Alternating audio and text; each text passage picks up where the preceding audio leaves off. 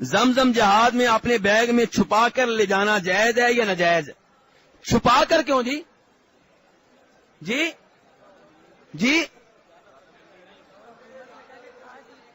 یہ چھپانے کا لفظ بتا رہا ہے کہ کوئی جرم ہو رہا ہے جس کو چھپایا جا رہا ہے. جواب تو آپ نے خود دے دیا ہے. جواب تو آپ نے خود دے دیا ہے. جب آپ کہہ رہے ہیں کہ چھپا کر لے جانا چاہتے ہیں، اس کا مطلب یہ ہے کہ آپ سمجھتے ہیں کہ میں غلط کام کر رہا ہوں، اس کو چھپانا ضروری ہے. تو میرے بھائی حاجی صاحب غلط کام نہ کریں. میرے بھائی پاک و ہند سے تعلق رکھنے والے میرے دوست احباب اپنی ایک غلط فہمی کا ازالہ کر لیں. عام طور پہ میں سب کو نہیں کہتا، عام طور پہ پاک و ہند سے تعلق رکھنے والے لوگ سمجھتے ہیں کہ حکومت کی بات نہ ماننا بہادری ہے. حکومت کی بات نہ ماننا کیا ہے؟ اور سعودیہ جس ملک میں آپ بیٹھے ہیں، یہاں کے لوگ عام طور پہ سمجھتے ہیں کہ حکمرانوں کی ہر بات ماننا دین ہے، اللہ کی اطاعت ہے، اجر و ثواب ہے، سوائے اس بات کے جو شریعت کے خلاف ہو. میرے بھائیوں ٹائم نہیں ہے، اور یہی صحیح عقیدہ آپ بھی اپنا لیں.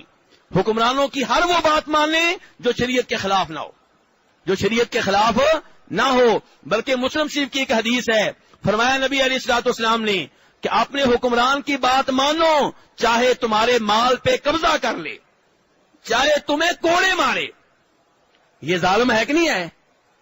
جب میں یہ مسئلہ یہاں پہ بیان کرتا ہوں نا کہ اپنے حکمران کی بات مانو، تو کئی کہتے ہیں، ہمارے کئی جذباتی بھائی کہتے ہیں اچھا وہ چاہے ظالم ہو.